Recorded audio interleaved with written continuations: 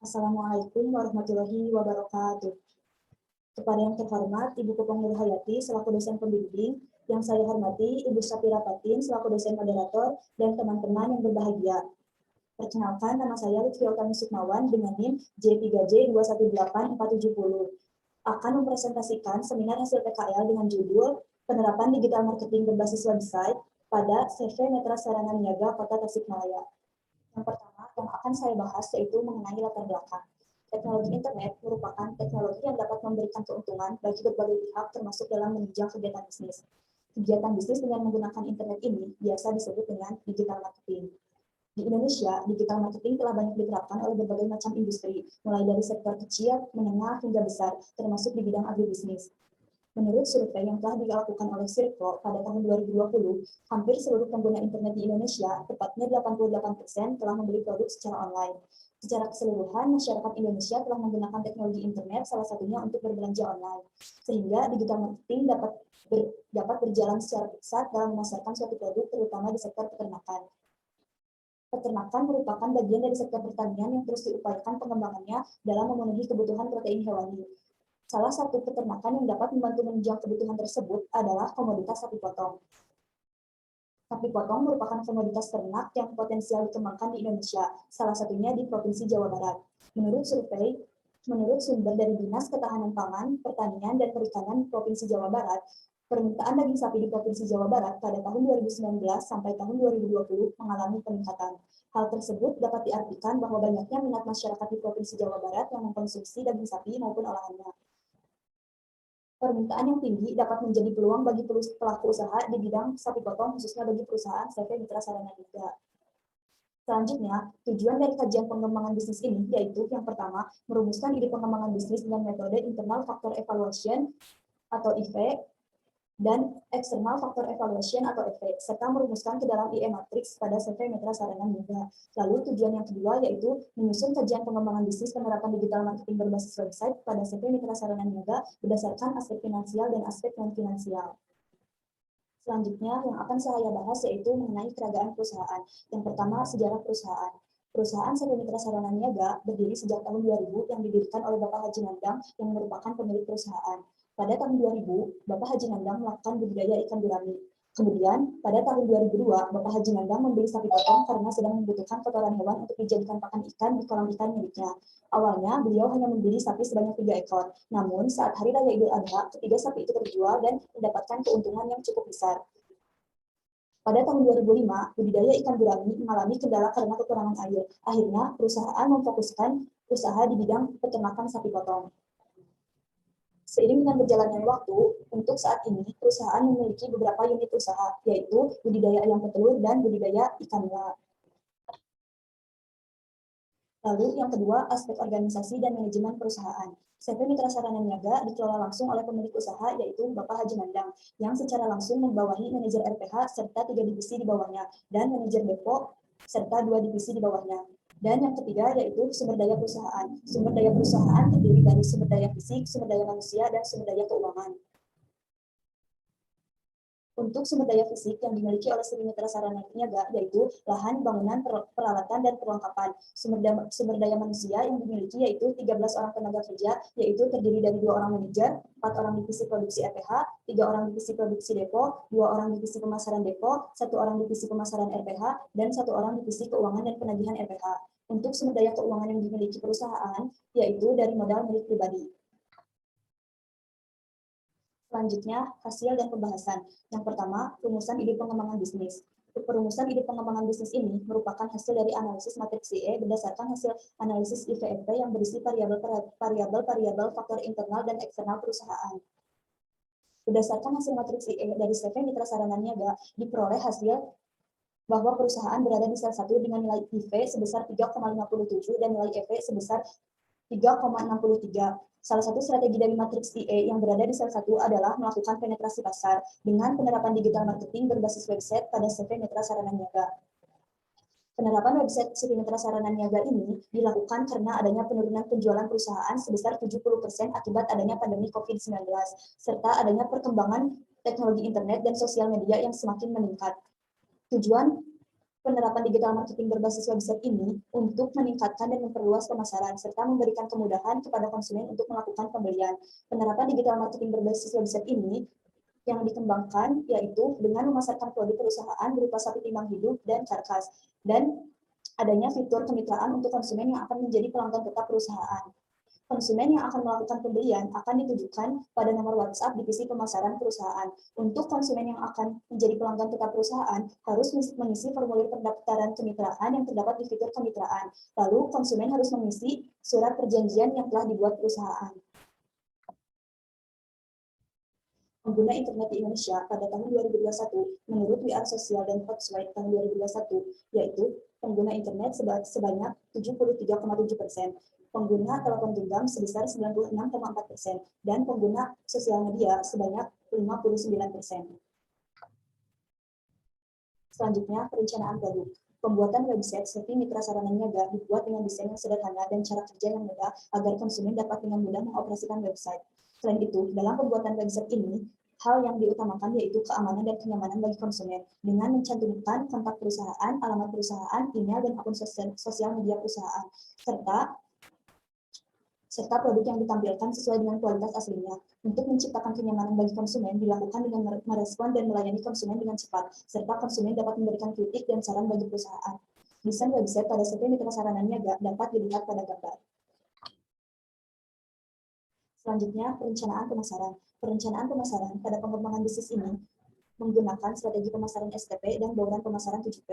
Yang pertama yaitu strategi pemasaran STP. Strategi pemasaran STP terdiri dari segmenting, targeting, dan positioning. Untuk segmenting terdiri dari geografi, demografi, dan psikografi. Untuk segmentasi geografi yaitu wilayah Kota Tasikmalaya, Kabupaten Tasikmalaya, Sumedang, Majalengka, Bandung, dan Garut. Untuk segmentasi demografi yaitu pria dan wanita, kalangan masyarakat berpenghasilan menengah dan masyarakat berpenghasilan tinggi. Untuk psikografi yaitu masyarakat yang telah beralih pada pola hidup digital. Lalu yang kedua ada targeting. Target dalam pengembangan bisnis ini yaitu masyarakat yang menggunakan internet. Dan yang ketiga yaitu positioning. Positioning dalam pengembangan bisnis ini yaitu menjadikan peternakan terbaik di Kota Tasikmalaya dengan sistem penjualan digital. Yang kedua ada bauran pemasaran 7P. Untuk bauran pemasaran 7P, yang pertama yaitu produk.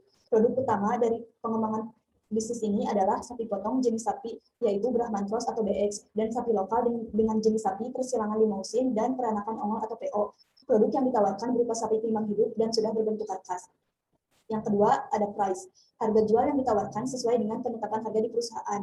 Harga yang ditawarkan sesuai dengan jenis sapi tersebut. Berikut harga yang ditawarkan oleh perusahaan. Untuk sapi impor, harga timbang hidupnya itu sebesar Rp49.000 per kilo. Untuk harga karkasnya yaitu sebesar Rp98.000 per kilo. Untuk sapi lokal, harga timbang hidupnya itu sebesar Rp47.000 per kilo dan harga karkasnya sebesar Rp94.000 per kilo. Yang ketiga, place. Penjualan dengan menggunakan website, sehingga konsumen tidak perlu datang langsung ke lokasi perusahaan untuk melakukan pembelian. Yang keempat, promotion. Promosi dilakukan menggunakan layanan pencarian seperti Search Engine Marketing atau SEM dan Search Engine Optimization atau SEO untuk menampilkan website pada posisi teratas pada saat konsumen mencari dengan search engine seperti Google. Yang kelima yaitu physical evidence. Perusahaan memasarkan produknya melalui website perusahaan yang dapat diakses melalui handphone, tablet, komputer, atau laptop dengan adanya konektivitas internet. Lalu selanjutnya ada people. Sumber daya manusia yang terlibat dalam pemasaran menggunakan website yaitu pihak internal perusahaan yang terdiri dari pemilik usaha, manajer, pegawai pemasaran, pegawai pengelola kandang, pegawai bagian administrasi, pegawai bagian informatika, dan supir. Lalu selanjutnya ada proses. Proses yang harus dilakukan yang pertama yaitu membuat akun website CV Mitra Sarana Niaga. Selanjutnya konsumen bisa langsung membeli produk dengan melakukan langkah-langkah sebagai berikut. Yang pertama, masuk ke halaman website CV Mitra Sarana Niaga. Lalu yang kedua, dapat ditampilkan halaman awal atau homepage. Lalu yang ketiga, ditampilkan halaman produk. Dan yang keempat, ditampilkan halaman kemitraan. Lalu yang terakhir, ditampilkan halaman layanan. Selanjutnya yaitu perencanaan operasi.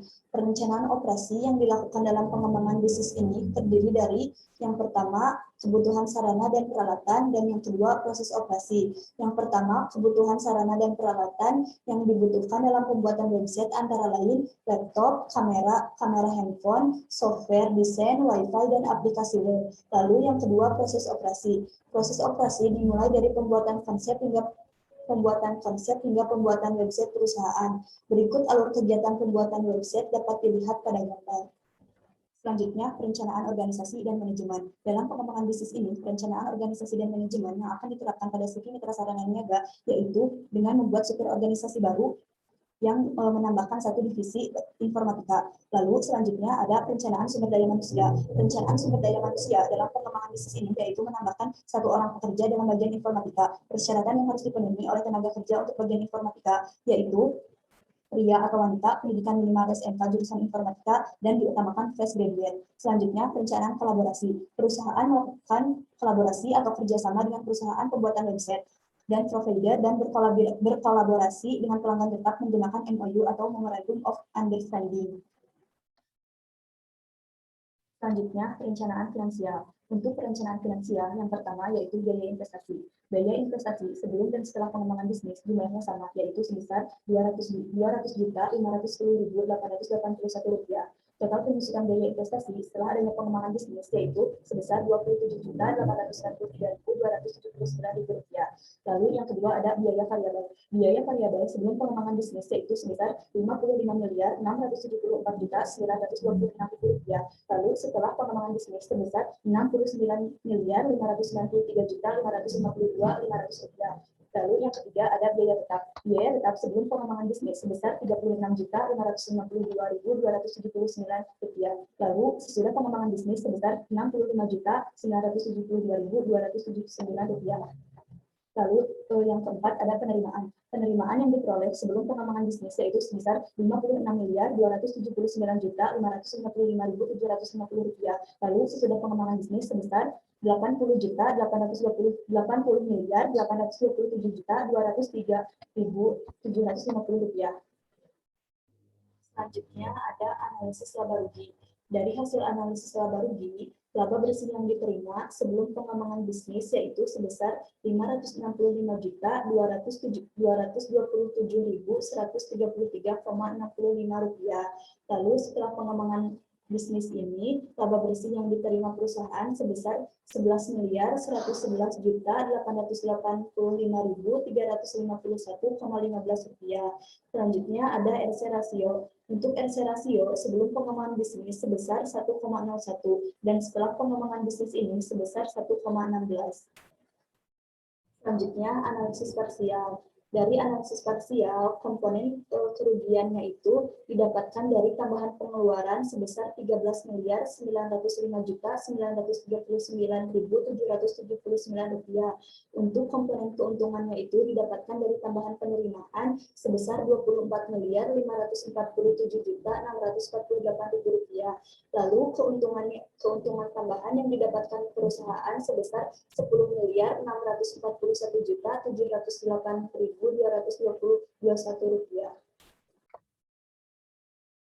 Yang terakhir ada simpulan.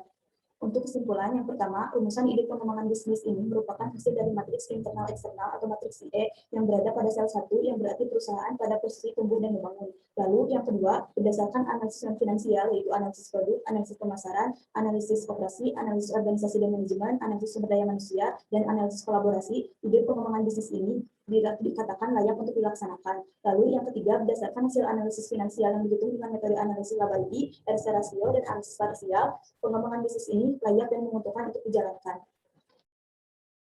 Sekian presentasi yang dapat saya sampaikan. Mohon maaf bila banyak kekurangan.